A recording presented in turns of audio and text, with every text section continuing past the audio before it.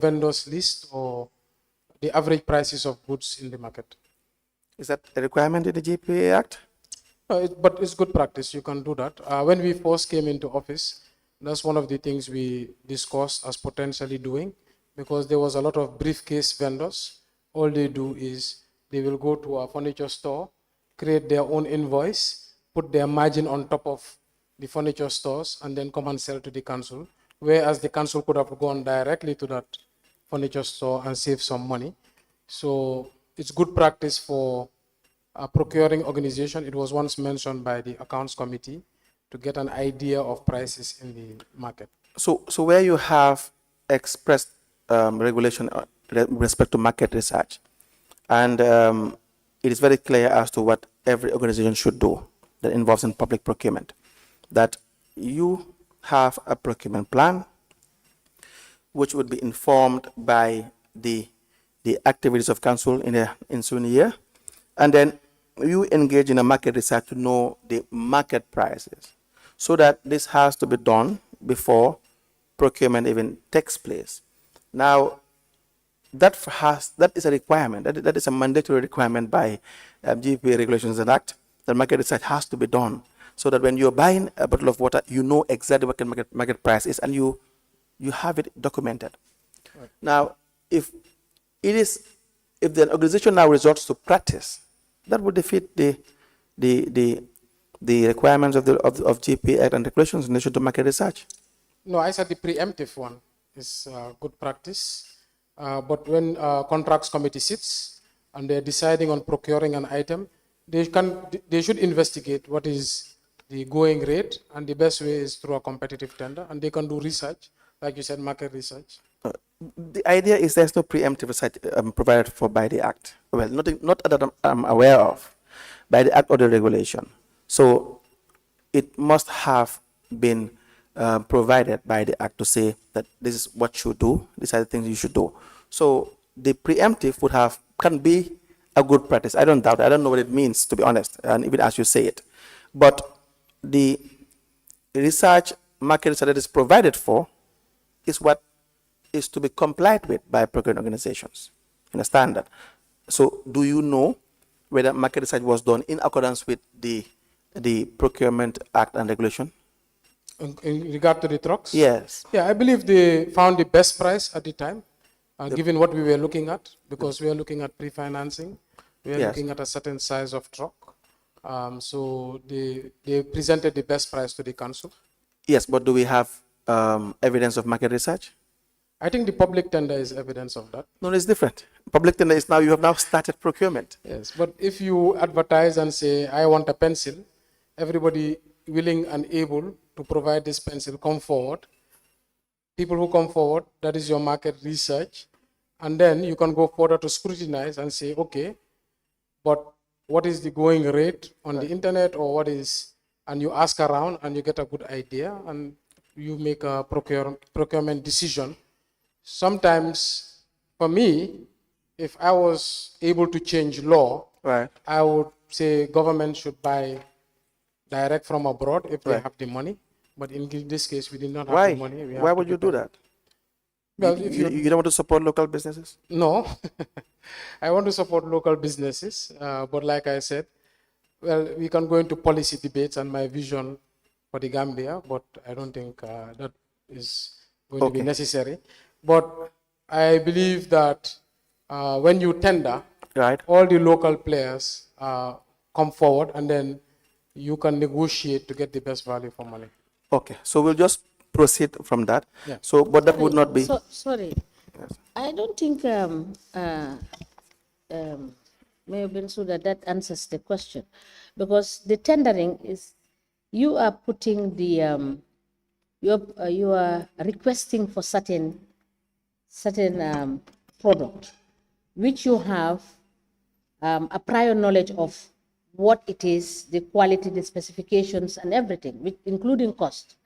But before you are able to come up with that, I believe what the regulation is saying is that you must be able to know what you're looking for first, before you are able to put that in a document to allow people to come in and say, I can offer at this cost for what you are asking for.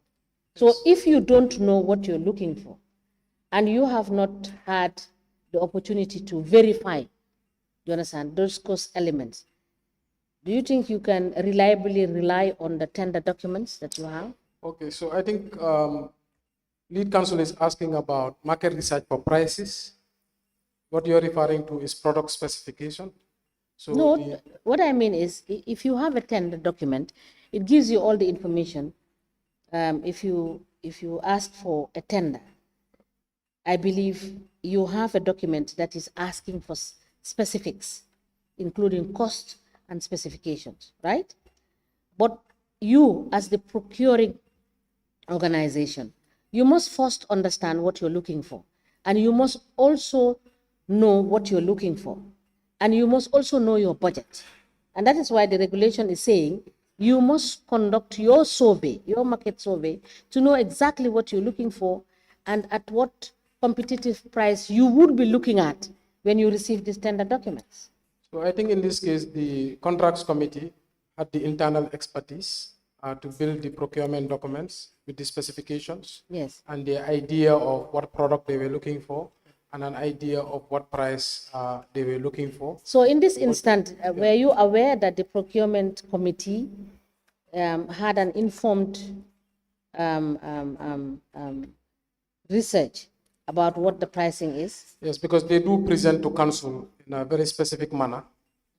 This is what we were looking for. These are the price we were looking for. These are the people who responded, and this is our idea on the best way forward. Was it a report that was sent to council? The contract committee chair, who's the CEO, always presents a report Okay. to the general council. Please let us have that information. I'll ask it. Right? Yes. Council. Yeah, so I'm sure we will close very soon. So we'll come back to what I meant by the act referring to market research. So the idea, I appreciate your understanding, but the idea is that before procurement is even started, that the company or the business or the institution that is bound by GPPA regulations must first obtain and have a knowledge as to the items they will be procuring, because you have a procurement plan for the year, right? KMC would have a procurement plan for the year, or any institution. And then based on that, in that procurement plan, you will know whether you're going to buy 10 air conditioners and 5 vehicles and so on and so forth. And for each of those items, the law is that you must first have a prior knowledge so that you know exactly what the market price is. Now, it doesn't have to be static. It doesn't have to be exactly a fixed amount, but you have a fair idea first, so that when you now invite the bidders, you now know that this is the prevailing acceptable price. So I'll give an example. Like the example I will give, let's say iPhone 15, right? And then you want to procure iPhone 15, and then you don't know the price, and you have 4 suppliers who are selling these items at a very exorbitant price that you would not usually buy if you know the price, right? If the price is, let's say, $50,000, and each of them is starting $100,000 plus. So it is trying to discourage ignorance of prices before procuring activities are conducted. So the issue with the waste compactor trucks, I think KMC is the first ever organization to buy compactor trucks for waste in the Gambia. In terms of basically the schematics and the processes the contracts committee went through to determine price is exactly, I think the CEO would be best to know, or one of the experts. What we do know from the council level is A, these are the respondents, B, these are the prices, and of course the councillors and the council want a discount. There was a push for, well, can they reduce the price, because everybody's concerned about repayment. And I believe the original price was 115 million, and the vendor eventually agreed to a 10 million discount on the Mbalit trucks. Now, in terms of iPhones, etc., I think those prices are pretty well known. Now, based on, I can tell you from my personal travels, based on my experience, the trucks that inspired this project, for example, in Madison City, which is a sister city to KMC in Wisconsin, the trucks they're using, when I asked them, they procure for about $300,000 per unit. That's what the fleet manager responds. The ones they use in Belgium and Europe is also around $250,000. So the ones we are procuring, I think shy of $100,000. That's my perspective based on my own asking. But in terms of the schematics, the processes, the contract committee use in terms of devising what are the going rates for these types of trucks, they know best. But in terms of us, the buyers, the councillors and myself, what we look at is who offered what and what is the most competitive.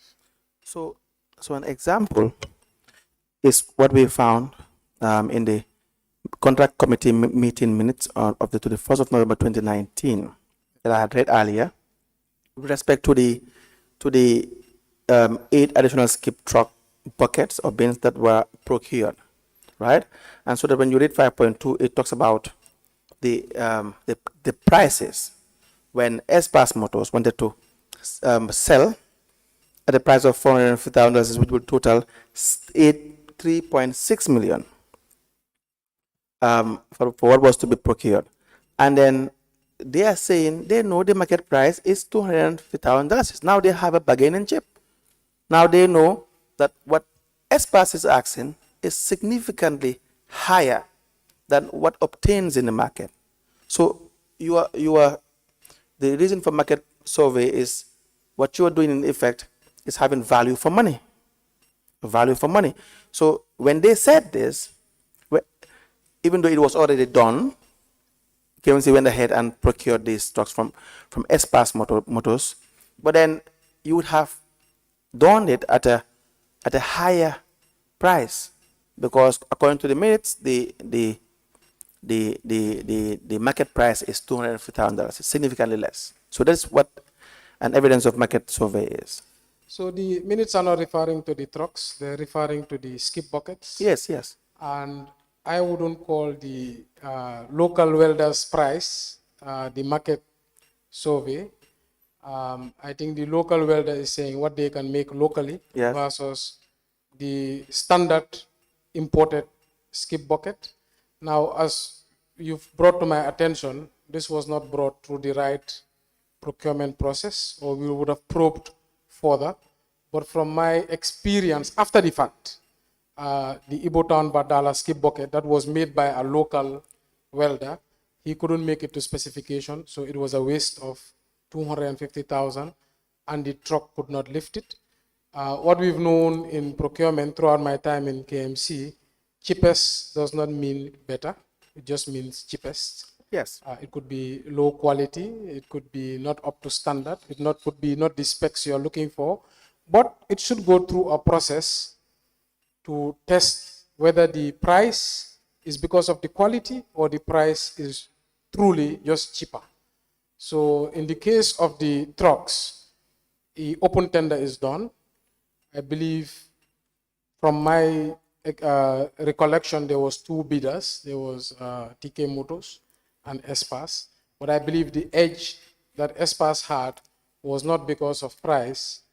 It was because of mostly the financing and I believe the ability to customize to the terrain. No, the issue with respect to the market survey, where I read this, is to show you what market survey can do. Now, of course, if you are awarding a contract, you don't just look at the cheapest. No, you don't. It is a factor where you rule out your technical specification. You expect that the bidders will match the technical specification. Where they all match it and they meet your financial requirements and the others, you go for the cheapest. We all have the same product and everything, the same quality and all that, based on the technical specification we have rolled out. Then the cheapest is what should be opt for, right? So the idea was to show you that market survey, they realize that they are to do market survey and have advanced knowledge of prices before they engage in that. Now, the the 105,994,875 is purchased, paid for the 19 trucks. Yes. We see a column for financing because the amount that Espas got it from Futon is definitely not the same amount that they sold it to KMC. Now, the financing, what do they mean by financing? Do you know? Does You the mean in this same table, the same invoice? I'm not sure whether the one you have, you see, I mean the invoice, whether you have a financing column there. Do you have Yes, it? so in the invoice, you have 19 compactor trucks Right. at 115 million, which was an original unit price of 6,057,000. Then there's a special discount of 10 million, which is a discount of 526,000 per unit. And then there's a final price of 5.5 million, which says finance inclusive, Yes. meaning the interest is inclusive in the 5.5 million. Does KMC know what this finance is in specific terms, what it involves?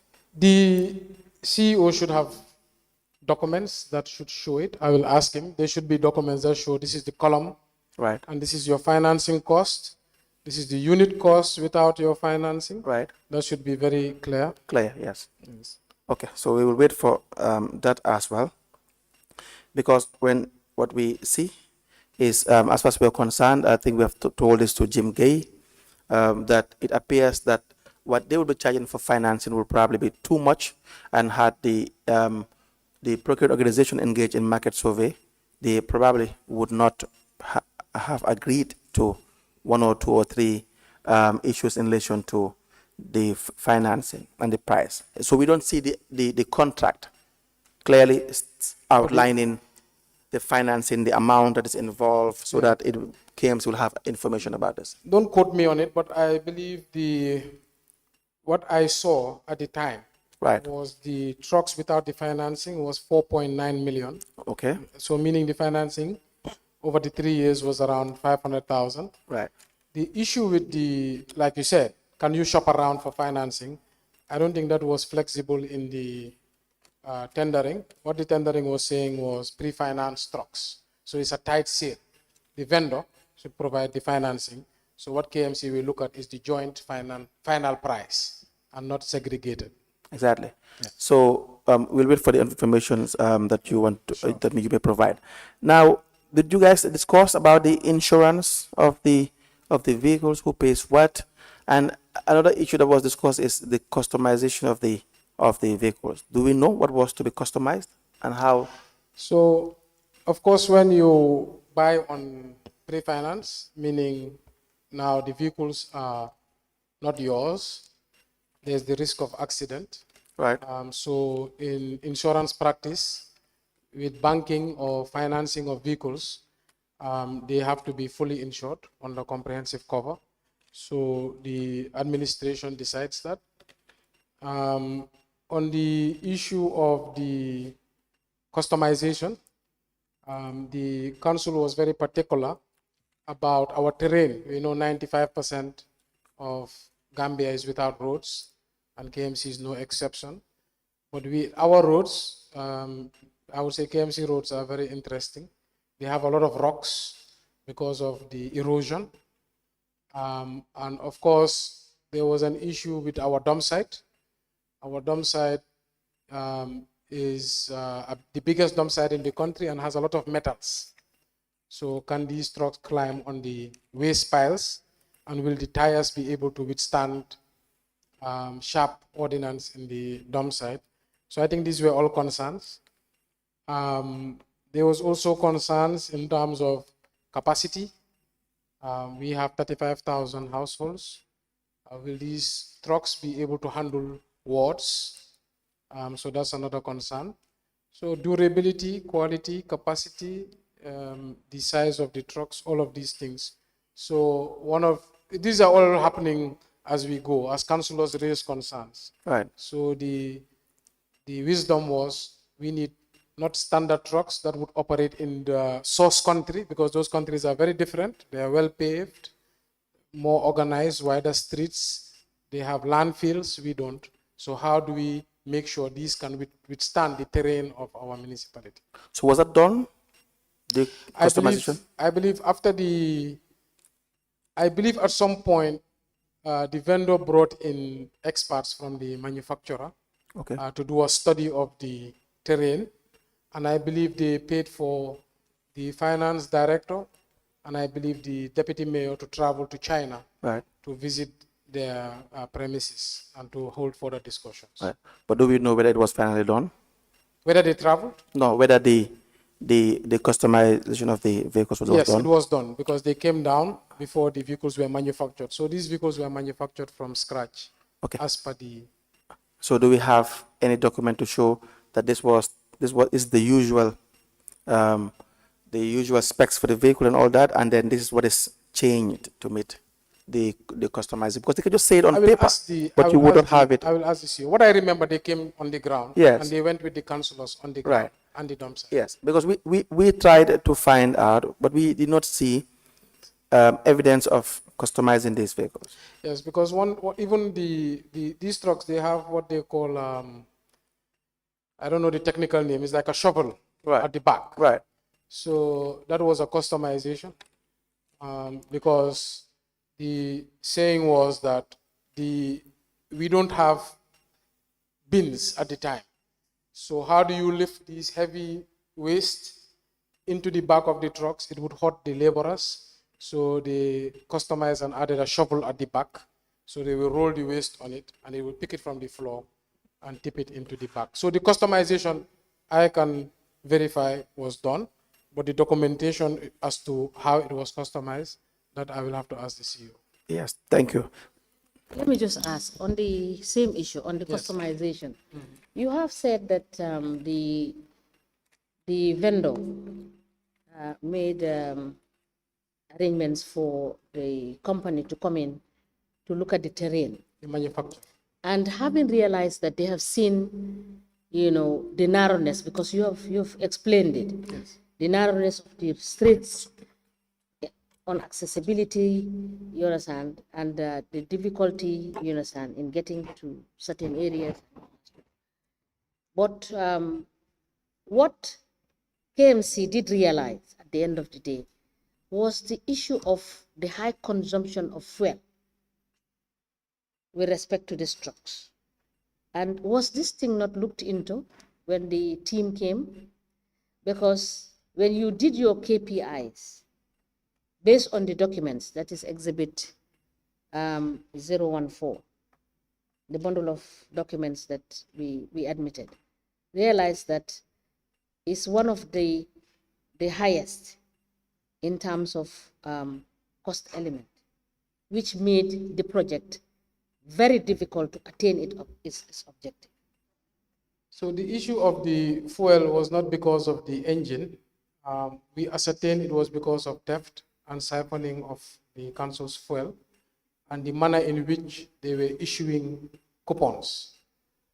They were issuing at for standard amount every month or every week.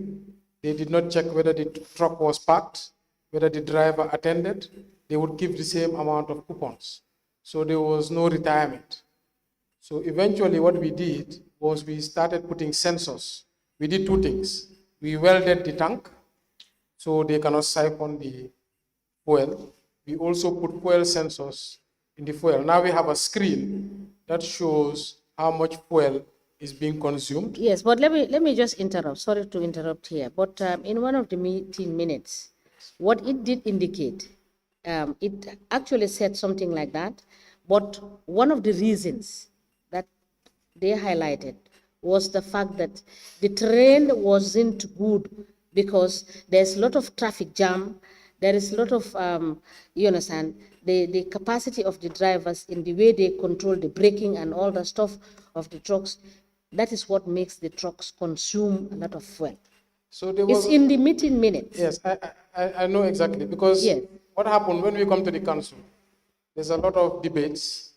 People make their own assumptions and conclusions. Yes. And in these minutes, of course, everybody has information they believe they had.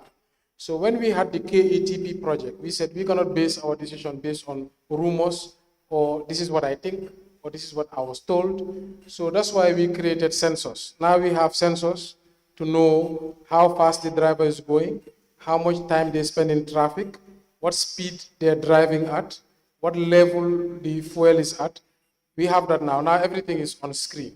So when even a truck is idle at a particular location for too long, we know it. So would we now, would we be correct to say that on the issue of customization, when it comes to the fuel consumption element, that was not really taken care of? Because the assessment that was done revealed that this is one of the reasons. Aside from the theft of the fuel and all that, you understand, there were some technical problems, which they could have picked up when they came to do the assessment, because they have seen the traffic, they have seen the challenges. So how do I put this? So this is the first time actually I'm hearing about consumption, part of the engine.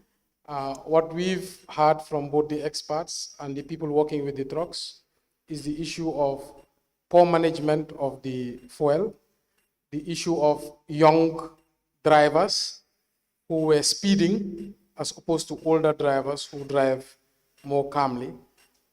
We also heard about the issue of basically taking coupons and not using it. So it is a management issue rather than an engine issue. The engine issue was taken care of during the customization because these were Cummins engines. So one of the selling points was these will not be Chinese engines. They are going to be engines made by Mercedes-Benz. They're going to be Cummins, there is going to be Cummins engines, same that are used by Mercedes-Benz vehicles. So these are very good engines, durable, fuel efficient. So the engine was sold very well to the council. And even when the team went to China, they were taken into a showroom to display the power of Cummins engines. Because at the time when you say we are buying from China, everybody's like concerned. Will it be durable? Will it be the standard stereotypes we hear about? So the engine was sold very well. But I can tell you for sure, the issue of the fuel is poor management, theft, and lack of monitoring or irresponsible behavior on the road. Council, you may proceed. Yes, so the insurance, I think we will discuss the insurance. I see the 1721. So we will continue with the rest tomorrow. Now, the issue of the insurance. Now, these are all supposed to be subject to procurement. The first question is, was it subject to procurement? Does council know? So the insurance, I believe at some point was paid for by ESPAS. Yes, so we have a letter on the 22nd of July 2019 signed by Jaja Cham, the acting chief executive officer, which reads, it is addressed to the chief executive officer, ESPAS Motors, Battle Harding Highway. Payment of insurance cover for the 19 Ward WDC compactor trucks. But the management of council wish to have the 19 WDC compactor trucks issued, and in this regard would like to contribute $1 million to this payment, which is 50% of the amount, and balance to be met by the Ward Development Committee in due course. We would like to request ESPAS to pay the balance of 50% and spread that amount for the WDCs to be settled by the respective 19 wards within 12 calendar months. We thank you and look forward to your usual cooperation. So, council, there was an issue with respect to insurance. Who pays what? I remember that issue. Yes. Can you please guide I us? believe initially what was agreed was we will share the cost of the insurance as per the agreement or the discussions, and the issue came to the council that ESPAS will go ahead and insure all the vehicles on comprehensive, and council will pay for half of it. That's basically what I can remember. As to whether the WDC should refund ESPAS or not, that portion I cannot remember. Yes. So, ESPAS, of course, wrote a letter on the 30th of July 2019.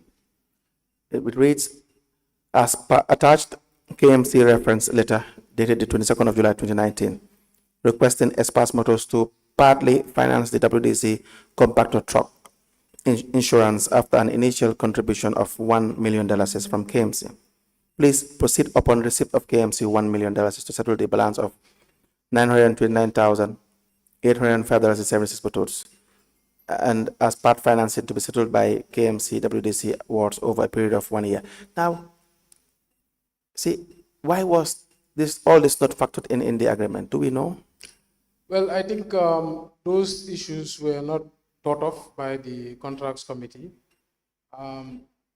I used to work in the insurance industry. Right. So one thing I always said to the council that you cannot take a vehicle on a loan and not have it comprehensive insured, because if it has an accident, everybody loses. So that vehicle must be protected.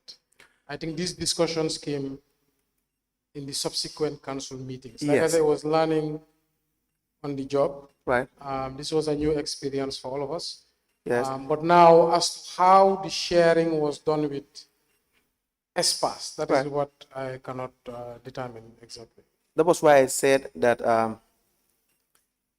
be it as it may, whether it's a loan or not, the risk you were talking about, the financial risk still exists in several ways. If you don't have a very detailed contract, which outline, because all you see, and by you I mean KMC, all you see is just let's procure 19 trucks. And I appreciate the fact that you said that lying on the job, we're all new, we were all working at this time, we wanted it to work, and that's it. And so when you were to purchase 19 trucks, so many things come with 19 trucks. So that the risk you were trying to avoid, the financial risk you were trying to avoid, keeps on resurfacing when you least expect it. Do you see that? Like $1 million is when it was not contemplated. Well, there cannot be zero risk. There's acceptable risk, Right. and risk that is not acceptable. Risk that is not acceptable is putting taxpayers' wealth at risk. I guess that's what prompted the insurance part of it. Right. Because in a case, for example, let's say we have paid 50 million to ESPAS and the trucks are uninsured and a fire breaks out at the annex, all the trucks burn, we cannot share with ESPAS that value. That money is gone. That's why you have to insure until you can go past that hurdle. Now, whose responsibility is it to insure to the vehicle? Director of Administration. And I mean usually. both the parties, ESPAS and KMC. I believe ESPAS was responsible for the insurance. Yes, but KMC still paid part of it. KMC counterpaid as per the agreement. Not the agreement. There was more of like a gentleman's understanding. Not the contract or Yes, agreement, but yes. the agreement outside of the Right. So then KMC should have insisted by your answer that ESPAS pays the insurance. So the burden on the insurance is always with the customer, it's Right. not with the vendor. That is because the customer is just selling your vehicle. You have to protect that vehicle since you're the one taking it on loan. So the issue of sharing that cost, I don't know how that discussion went, but from the seams of it, the CEO was trying to plead to ESPAS, can you help us insure these vehicles? Yes. So that if by this time, remember, the ownership have not been transferred yet. In fact, ESPAS did at no time, even when the agreement said that the ownership would be between ESPAS and the WDC. The WDC never had any hand in this. They never played any role. It will probably in practice be KMC, right? But at no time during this period did ownership transfer from ESPAS Motors to KMC, so that the owner of the vehicle would have been ESPAS Motors. So they have their liabilities if it is not expressed straight in the contract. Yes, so that's why there's a joint ownership in the contract. In the contract. Yes, it is joint ownership between ESPAS and the WDC. Yes. But I think we've already gone over. Yes. That should have been amended Yes. to be KMC. Right. So I believe in their thinking, since we jointly own it, then we should jointly insure it. Yes. But in practice, they don't even jointly own. They maintained ownership. There was a period that ownership was transferred, but before all this, the insurance, you realize that ESPAS Motors remained to be the owner of the trucks. No, the trucks was in the joint name of ESPAS and the WDC. But at what point? at the contractual stage, is there? Is in the contract. Yeah, that was signed. Yes. Yes, but in practice, when it comes, if you have to request for the documents of the vehicle. The issues we have seen is that ownership still remains with ESPAS. In fact, there was a communication I will show you perhaps tomorrow that there was a request for a change or of name and so on and so forth. Yeah, So if I can see that document. Yes. Because from the understanding of the council, it should be in the joint name of ESPAS and the WDC. yes, And that should also feature in the insurance. Right. Which is actually standard with banks that are giving loans. exactly. for cars. Now, the insurance too, I'm not sure if I've asked this, should it also be subject to procurement It should be subject to procurement if it was done by KMC. Right. No, but the funds of council, KMC paid $1 million. So the $1 million they paid should be subject to procurement. Well, it's quite complicated the way it is structured. Right. Because I guess the thinking was it is structured in a form of a PPP. Right. But ESPAS is doing the procurement. Right.